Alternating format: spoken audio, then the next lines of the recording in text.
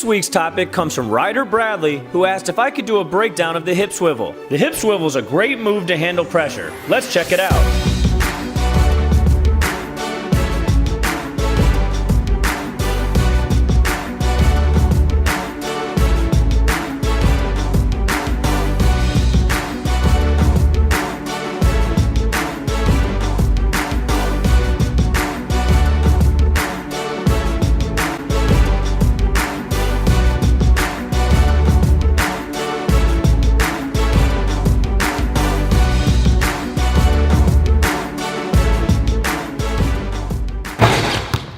Alright guys, today's move is called the hip swivel. It's a great move that you can use in a live ball, triple threat, or mid-post situations, and you can also use it as a ball screen approach setup.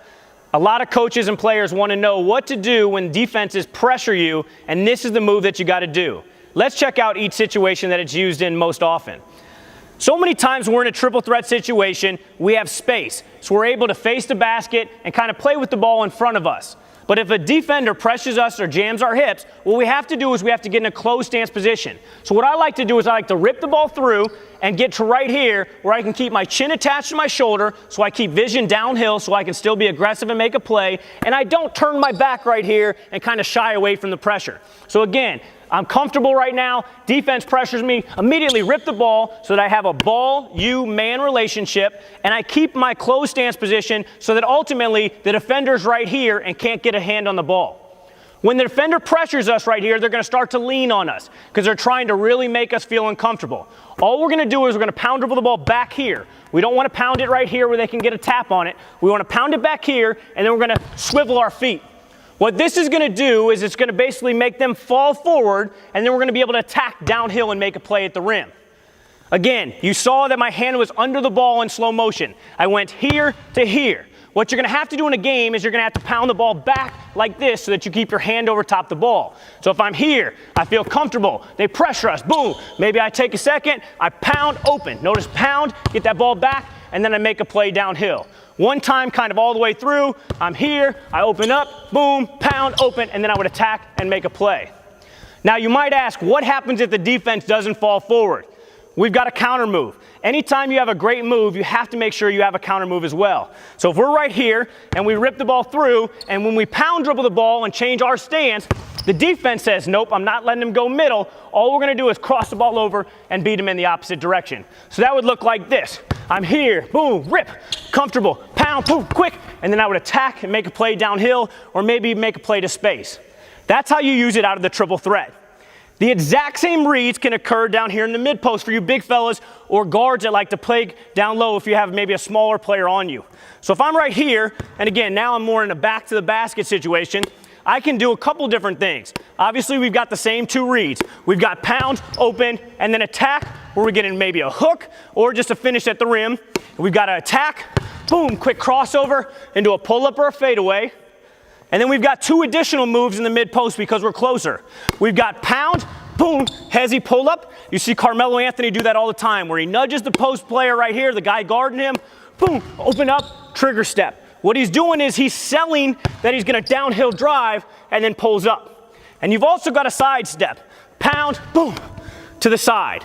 Now again, some of those might be called at the high school level if you don't do them quick enough. So make sure that you pound the ball and then quickly push out and keep your hand over top the ball until you pick it up for your shot, or boom, keep it over top the ball so you can make a play at the rim. The last situation that I'm going to show you today is in a live ball situation. So what happens if we're dribbling the ball and now our defender pressures us?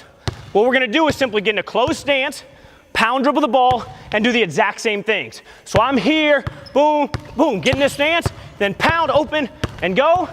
Or I've got my pound cross, where it's pound, boom, quick, and knock down. Now I want to show you what happens when the defender is here so that you can see the reads. So let me bring a defender out here. Zach's going to help me out. Zach's making me feel comfortable right now. This is how a lot of defense plays in the game. Now, when he pressures me, boom, I get in this closed stance. Notice my chin is on my shoulder so I can see over his shoulder. If I pound dribble, right here, he's leaning on me, boom. Notice right here, I'm going to try to almost push his arm off. This is legal, okay? So you just swipe it down and then get downhill. Let's walk through that one more time. I'm here, I'm comfortable, boom. Close stance, pound, boom. Right there, and then I'd make a play at the rim.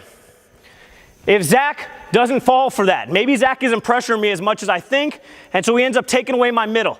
A lot of coaches stress no middle drives. So I'm here, he forces me there. He's gonna take away middle, so I pound. Again, look at my stance. I swiveled my feet. Notice where this hand is.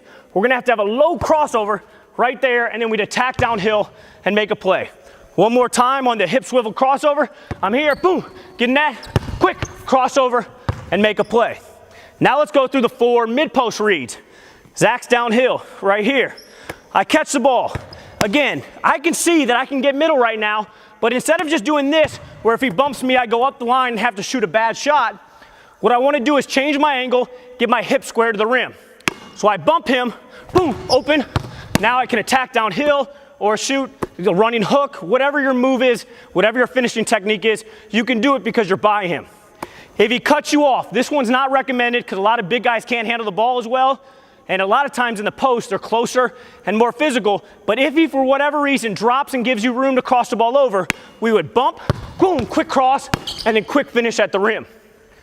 If he drops back, so say you use your shoulder, you're stronger than him, you bump him right here, boom, then you can hezzy pull up, or if he's longer and taller and you think he might be able to contest and make a play and he's up tight on you, you bump him back, boom, you separate out, and then you create a little more space so that you can get your shot off. The final thing that we talked about was out here, live ball. Again, he has room right here. We're comfortable. He comes to pressure us, boom, close stance. Now we pound dribble, open up, same exact read, we'd go finish at the rim, or the last situation, again, we're comfortable, he pressures, close stance, boom, quick crossover, we get downhill and make a play. Great move to handle pressure. Make sure you work on all the options so that you master it. Thanks for watching. If you want to see daily workout videos from some of your favorite NBA stars, make sure you're following me on Instagram at Drew Hanlon. For more Ask Coach Drew videos, make sure you subscribe to our YouTube channel.